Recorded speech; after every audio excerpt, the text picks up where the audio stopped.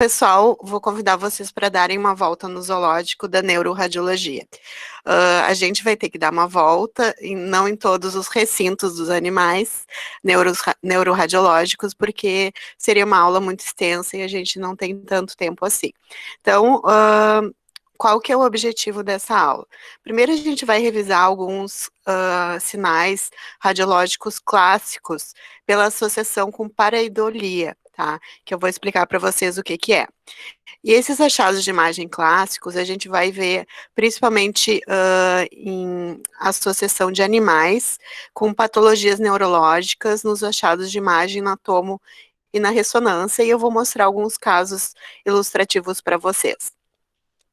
Então, o que que é pareidolia? Pareidolia é um fenômeno psicológico comum em todos os seres humanos, conhecido por fazer as pessoas reconhecerem imagens de rostos humanos ou de animais em objetos, sombras, formações de luzes, em qualquer outro estímulo visual aleatório. Então, por exemplo, quem é que nunca se viu olhando para o céu e vendo imagens de animais ou de outras estruturas nas nuvens? Então, aqui, por exemplo, a gente vê um unicórnio, ou na madeira, nos veios da madeira, quantas vezes a gente já não viu vários animais? Aqui a gente está vendo uma pedra que parece uma cabeça de uma pessoa idosa, né, de um velho, na Serra da Estrela, em Portugal. E aqui a gente vê uma árvore, né, que parece um homem, até usando um chapéuzinho, agarrado a uma árvore. Então, esses são exemplos de pareidolia. O que que acontece? A gente usa muito isso na radiologia, porque as associações paradeilólicas, elas são comumente usadas na educação médica para melhorar a percepção de anormalidades radiológicas.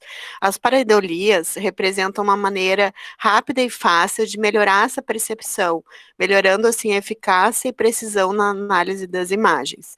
E a gente vai usar diversas pareidolias neuroradiológicas com inspiração de animais que vão ser demonstradas a seguir. Se vocês quiserem, depois eu posso passar para vocês esses artigos, tem muitos outros, né? Esses são os principais que eu utilizei na aula de hoje.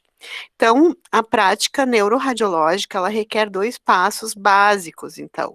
Um deles é a percepção, ou seja, tu conseguir enxergar que aquela imagem tá normal, ou seja, esse é um exame normal, esse é um exame anormal. Isso a gente brinca, às vezes não precisa ter um conhecimento tão aprofundado para saber identificar uma alteração no exame de imagem. Agora, a interpretação, ela é um pouco diferente, ela requer que tu tenha um conhecimento, que tenha estudado, que tenha feito uma especialização em alguma das áreas que tu vai atuar, para reconhecer e saber o que, que é aquela alteração.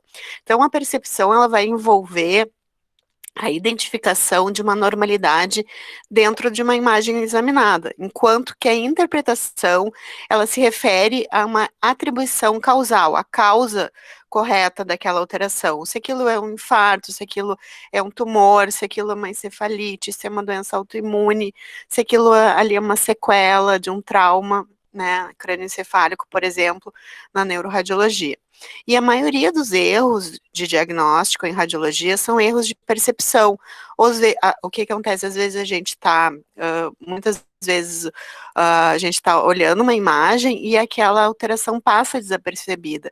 Isso mesmo para radiologistas e neuroradiologistas experientes. É muito comum. Então, quanto melhor a gente ter, aprimorar essa percepção das alterações, a gente vai ganhar muito nessa faceta da avaliação da imagem.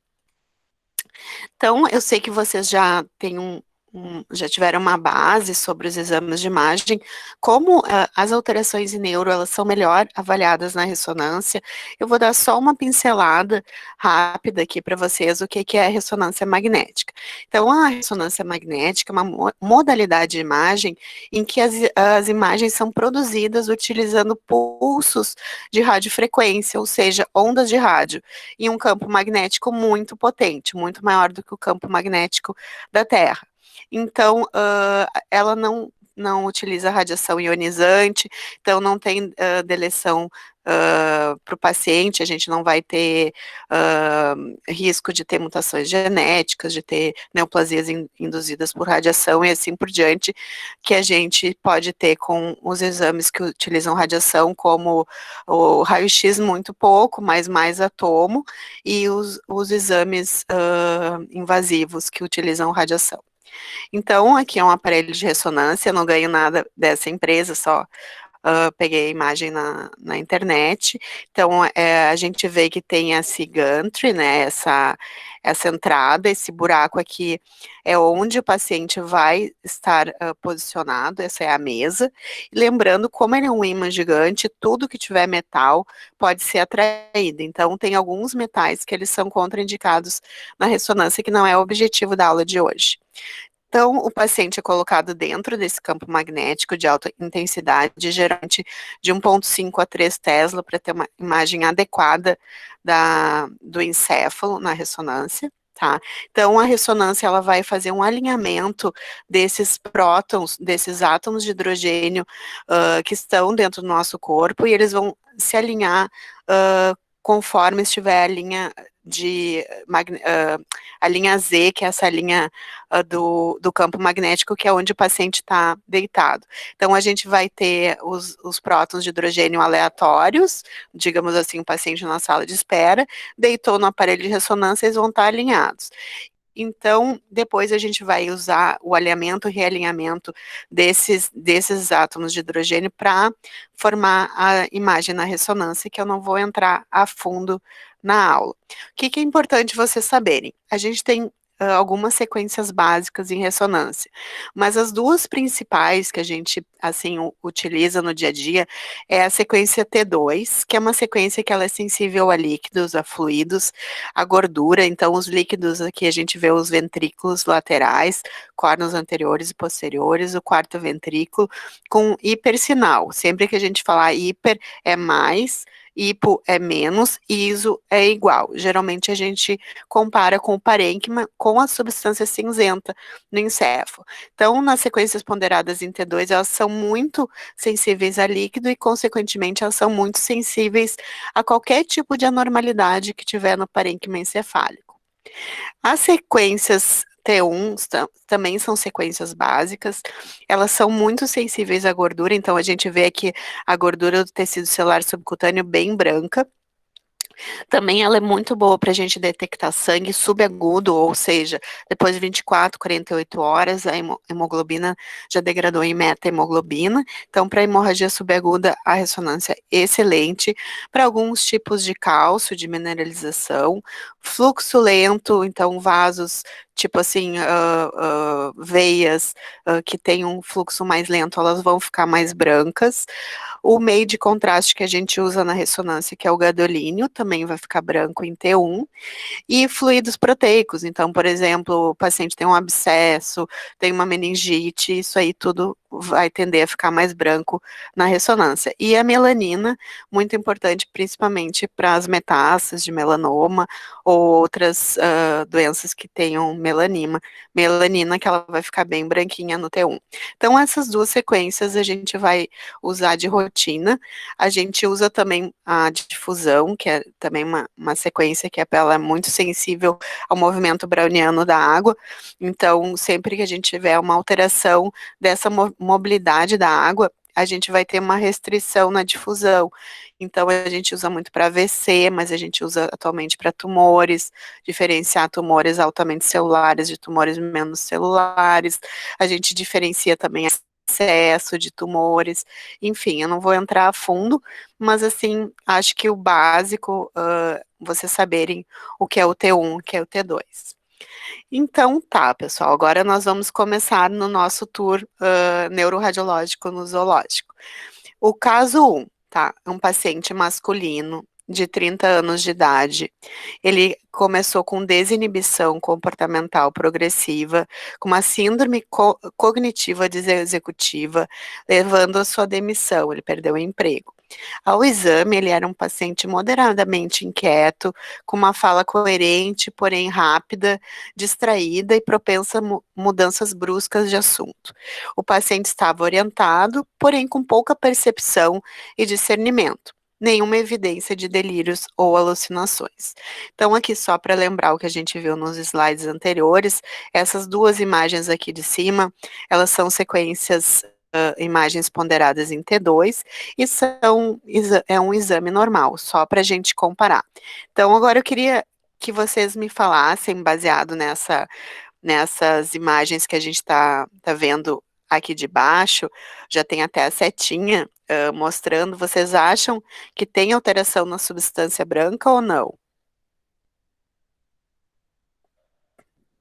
Podem falar que eu não estou conseguindo enxergar vocês.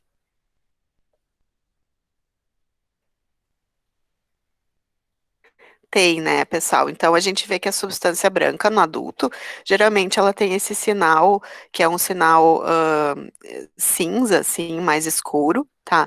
E esse daqui é um sinal bem alto, né, que a gente falou antes. Hiper quer dizer que é mais. Então, quando a gente compara com o córtex cerebral, toda essa substância branca, principalmente periatrial, aqui são os átrios dos ventrículos laterais, e anterior, também no centro semiovais, bilateralmente, ela, essa substância branca está toda alterada. E no meio dessa substância branca, a gente vê umas radiações, umas linhas de baixo sinal. Então, onde tem essas setas, a gente está vendo a substância branca bem alterada. Então, o que que é essa doença? É uma leucodistrofia metacromática.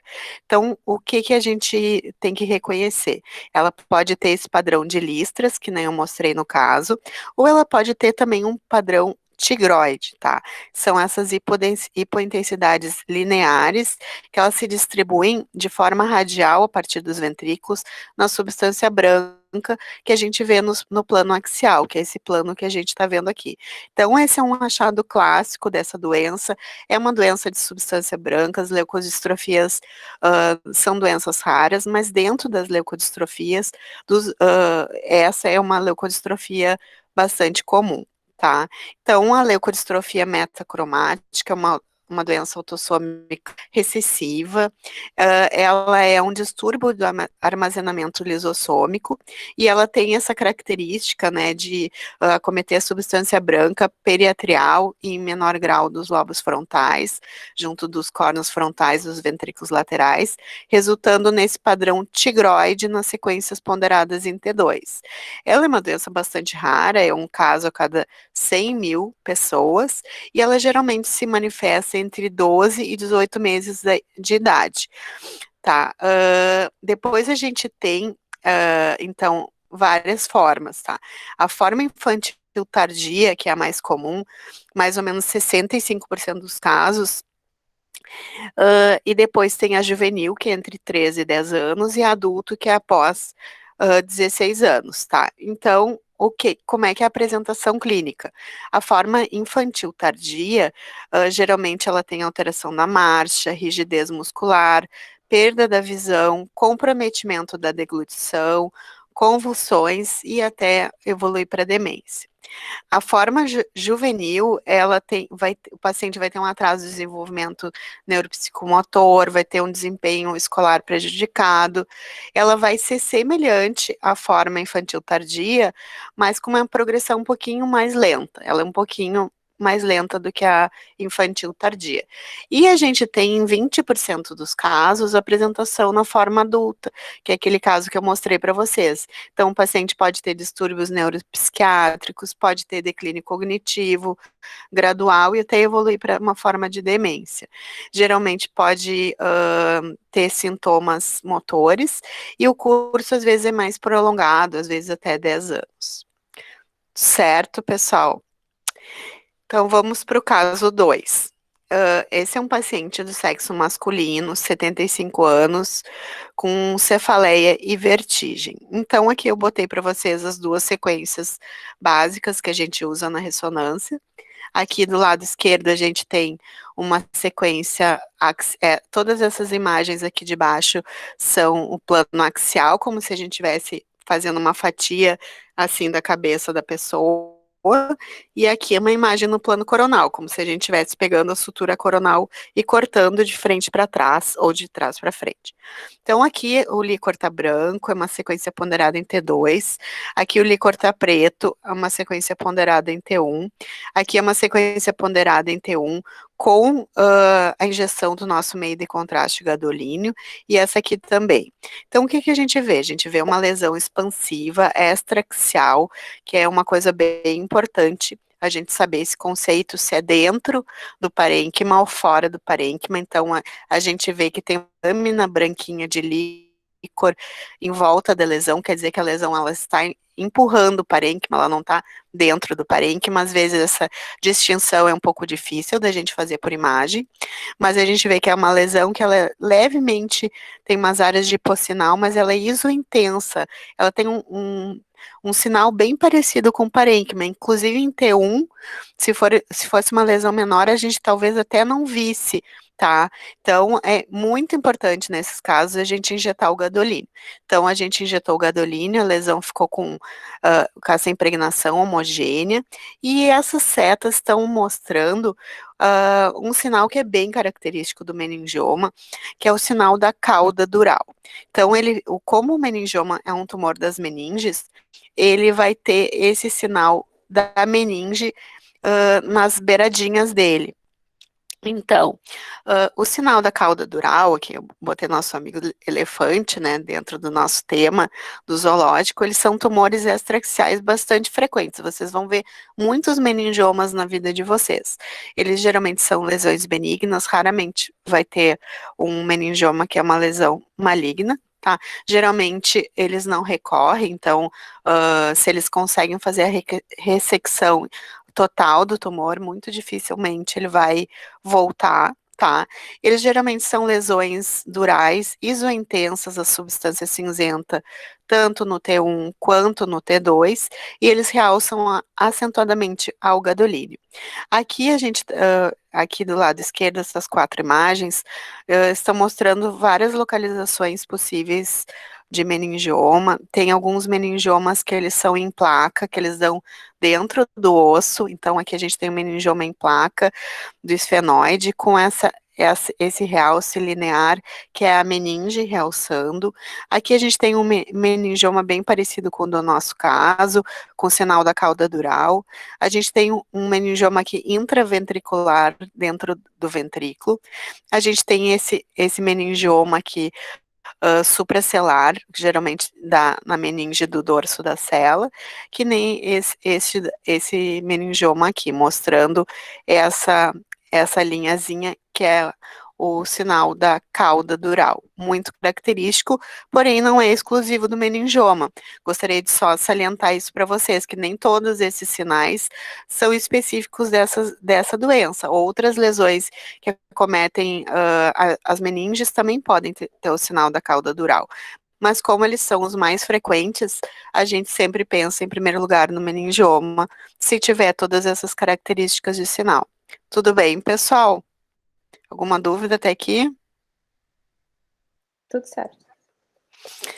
Então tá. Então aqui a gente tem o caso 3. Esse é um caso, eu vi esse paciente em 2014 e ele voltou agora em abril, com 10 anos, tá? Ele é um paciente do sexo masculino, agora tá com 10 anos, com piora progressiva dos sintomas desde os 4 anos de idade. Atualmente ele tá com quadro de distonia, disfagia, disartria, rigidez dos membros, espasticidade e tremores. Então, o que que a gente vê? Essa é uma sequência flare que a gente usa muito. Eu não falei para vocês lá no início, mas assim, é uma sequência que ela é altamente sensível a líquido, ela tem também como, digamos assim, um plano de fundo a ponderação T2, mas a gente vai usar um pulso de radiofrequência, vocês vão com o tempo se acostumando com essa nomenclatura, que a gente vai saturar o sinal do líquor. Para quê? Para a gente ter uma maior conspicuidade entre a lesão e o parênquima encefálico. Então, a gente vai os líquidos puros vão ficar pretos nessa sequência. E hoje a gente vê a alteração, geralmente vai ter hipersinal. Então, a gente vê aqui, aqui é o núcleo lentiforme, então a gente tem do lado de fora o putamen, e aqui essa parte mais escurinha, triangular, é o globo pálido, onde estão as setas. Dentro dos globos pálidos, a gente tem essas áreas de hiperintensidade de sinal, que a gente vê também muito bem aqui na sequência T2. E esses núcleos globos pálidos, eles não são tão escuros, tão pretos nessas sequências, nessa idade. Eles geralmente, em pacientes mais velhos, com mais de 60 anos, geralmente começam a acumular metais e cálcio, eles começam a ficar mais escuros, mas em criança não é normal. Então a gente sempre tem que abrir os olhos quando enxergar um núcleo mais escurinho. Então, qual que é o sinal dessa doença, tá? Essa doença vai ter um sinal do olho de tigre, tá? Eu ainda não falei qual é a doença. Mas aqui, continuando ainda, essa é uma sequência T2 estrela, ou T2 gradiente eco.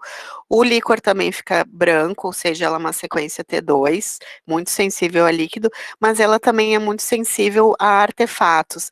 Então, por exemplo, aqui na frente a gente tem artefato do osso e também do seio frontal, dá essas imagens mais escuras. Ela é muito sensível a metais, a cálcio, ao ar. Então, coisas que interagem muito com o campo magnético ficam mais escuras. Então, vocês podem notar que esses globos pálidos ficaram mais escuros nessa sequência, e a gente teve um blooming, que a gente chama, um realce dessa hipointensidade com essas áreas centrais de hipersinal. E aqui a gente vê também numa sequência T2, o líquor branco, esse hipossinal que não é normal para uma criança dessa idade, tá? Então a gente está vendo esse foco de hiperintensidade sinal que corresponde a uma área de necrose, circundado por essa hipointensidade de sinal, devido ao acúmulo de ferro no aspecto medial do globo pálido, tá? Então, essa doença se chama PECAM. As PECAMs, né, elas são divididas em 4 subtipos, que são, na verdade, as NBIAs. Então, a PECAM, que é a mais comum, que é esse caso, apesar de ser uma doença bem rara, a gente também pode chamar de NBIA do tipo 1. Depois a gente tem outras, a neuroferritinopatia, ou NBIA do tipo 2, a distrofia neuroaxonal infantil e a ceruloplasminemia. A PECAM é uma doença autossômica recessiva familiar, que ela é caracterizada por depósito excessivo de ferro nos globos pálidos, como a gente viu, e também na substância negra, tá? Ela é causada por mutações no gene pantotenato quinase, ou PANC2, que a gente chama também, localizado no somo 20, 12.2 e 13, então, assim, ó, na ressonância, como eu já falei para vocês aqui, mostrando o olho do tigre, né? Aqui tá até mais bonito do que nosso caso, esse é um caso de livro, né? Que na ressonância os achados de imagem elas vão refletir a distribuição anatômica desse acúmulo excessivo do ferro, né? Então o T2 vai demonstrar uma acentuada hipointensidade de sinal no globo pálido e também na substância negra, que não está mostrada aqui, que vai ser esse halo de hipossinal, como se fosse tivesse passado um crayon, um lápis, né, em volta do olho do tigre, e dentro é esse foco de hipersinal, que é o foco de vacuolização de necrose e gliose tecidual, que é esse achado bem característico, a gente não esquece depois que conhece, tá? Tudo certo até aí, pessoal? Alguma dúvida? Tudo certo, prof. Então, tá. O caso 4 não é um animal muito grande, vocês já puderam ver, a gente vai falar sobre essa imagem das minhocas. Esse aspecto também é muito familiar, assim, sempre que eu olho essa doença, até hoje eu já tenho 20 anos de formada, eu me lembro dessa regrinha, porque são coisas que essas associações nos ajudam muito no dia a dia do diagnóstico das doenças.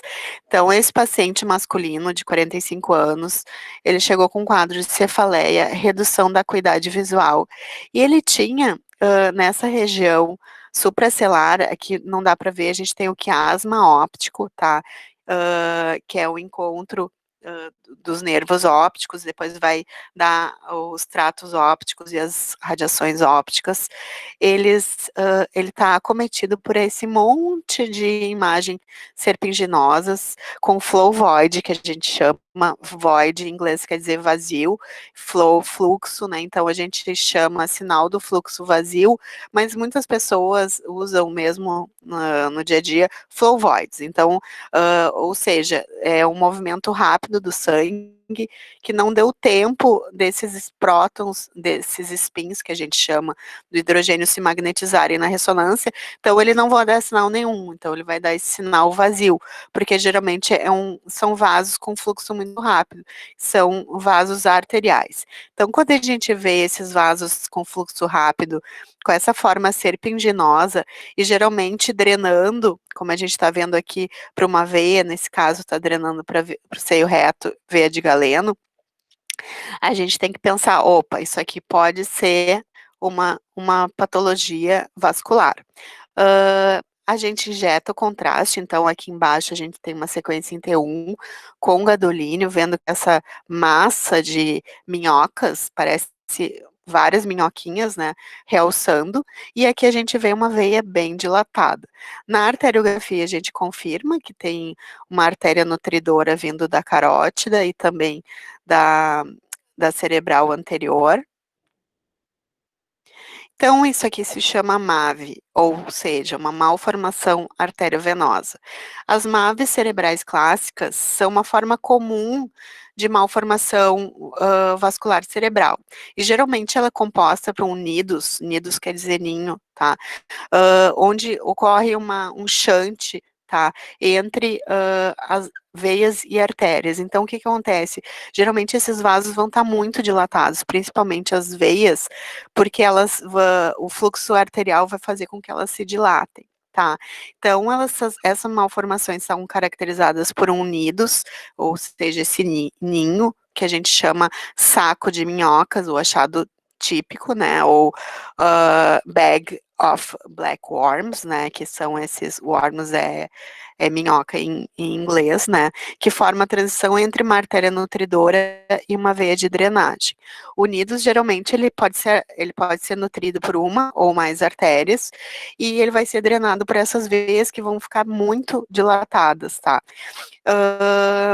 Por aumento do fluxo. Então, característico esse aspecto, a gente olha, assim, não tem muita dúvida, esse é um tipo de diagnóstico que é fácil da gente fazer, depois que a gente tem esse conhecimento básico, e a gente vai ter essa percepção e também poder interpretar esse exame a partir desse achado, né. Então, a gente pode ter também aneurismas arteriais, aneurismas venosos, a gente pode ter gliose no tecido em volta, né, ou seja, uma cicatriz, que se forma em volta, vai ficar mais branco, principalmente nas sequências T2. A gente também pode ter sangue em diferentes fases de degradação, e qual que é a localização mais comum? 85%, tá, elas são supratentoriais e superficiais, são mais superficiais. E 1/3, elas vão ser infratentoriais e profundo, tá, desculpa, infratentorial 15 e profundo 1/3, tá. Tudo certo até aí, pessoal? Vocês vão conseguir ver o saco de minhoca e dizer que é uma MAVE? Bom, e agora nosso último caso, na verdade, é um paciente do sexo feminino, na 8ª década. Ele começou com um distúrbio de comportamento e agora com importante rebaixamento do nível de consciência. Essas imagens são um pouquinho mais antigas, é um caso, já tem mais de 10 anos. O paciente, não era colaborativo, obviamente, então a gente vê que as imagens estão um pouquinho, obliquadas, né, então, aqui em cima a gente vê uma sequência de difusão, que é essa sequência que eu falei para vocês, que ela é muito sensível ao movimento das moléculas da água, então, onde essas moléculas da água não estiverem se movimentando livremente, ele vai dar uma restrição, e esse sinal vai ser lido como um sinal branco nessa sequência de difusão. Então, a gente vê que tem um aspecto tipo uma borboleta junto dos cornos anteriores dos ventrículos laterais, ultrapassando o corpo caloso, e que aqui na sequência T2, essa lesão, ela é bem escura, a gente chama de iso ou até hipossinal em T2, e essas áreas mais brancas em volta são áreas de edema, tá? Aqui embaixo a gente tem uma sequência flare, que é essa sequência que eu falei para vocês, que é muito sensível também a líquido, que ela tem uma saturação do líquor, então o líquor vai ficar escuro, o líquor ficou preto, ela também vai ficar com baixo sinal, porque ela também tem uma ponderação T2 de fundo, e aqui a gente vê essas duas imagens, são sequências T1 pós-gadolínio, com esse realce homogêneo dessa lesão, bem característico de um linfoma primário do sistema nervoso central. E o linfoma primário, né, então são tumores relativamente raros, tá? E geralmente os primários a gente não vai ter doença sistêmica. No primário, geralmente a gente vai ter essa hiperdensidade na tomo, que é essa imagem aqui em cima, e ele geralmente ele vai ter um baixo sinal, ou seja, ele é mais hipointenso, mais escuro do que o córtex cerebral nas sequências T2. E eles realçam de forma muito homogênea o gadolínio. Isso nos pacientes imunocompetentes. Nos pacientes imunodeprimidos, a gente vai ter mais necrose, por exemplo, paciente com HIV ou paciente imunossupresso, eles podem ter muita necrose, então vai ter um aspecto de imagem bem diferente. Lembrando a questão de que esses sinais, eles não são exclusivos de cada doença, não. Então, a gente pode ter o sinal da borboleta com outras doenças, a gente sempre tem que olhar a borboleta e pensar, pode ser um linfoma, mas também pode ser um glioma de alto grau, né. Então, os gliomas do tipo borboleta, que é um diagnóstico diferencial muito importante, são esses 2 tumores mais comuns que vocês têm que guardar com esse aspecto de borboleta, é o glioma de alto grau, ou glioblastoma, que ele é o grau 4 da OMS, tá. Eles geralmente atravessam a linha média, através do corpo caloso, e eles também, podem ocorrer posteriormente. Então, a gente pode ter tanto a borboleta anterior, quanto a borboleta posterior, tá. O diferente do linfoma, que tem aquele aspecto mais homogêneo, a gente vê aqui uma sequência T1, pós-gadolínio, que toda essa área escura é uma área de necrose. Eles fazem muita necrose, porque eles são tumores que eles reproduzem muito mais rápido do que a criação de vaso, do que a neoangiogênese, então eles fazem muita necrose. Então isso aqui é bem característico do glioblastoma, só vou voltar aqui, para vocês verem o realce do linfoma, que é um realce mais homogêneo, aqui para vocês verem, ó. Essa aqui é uma sequência T1 pós-contraste do linfoma, o linfoma fica bem homogêneo, porque ele quase não tem necrose. E no glioblastoma a gente vai ver muita necrose, então vai ser esse realce bem heterogêneo. Então, para encerrar nossa aula de hoje, eu tirei essa frase de um dos artigos, obviamente, que eu coloquei ali para vocês, que eu achei muito interessante, né. Então, se a gente olhar melhor para a natureza, a gente vai entender quase tudo melhor.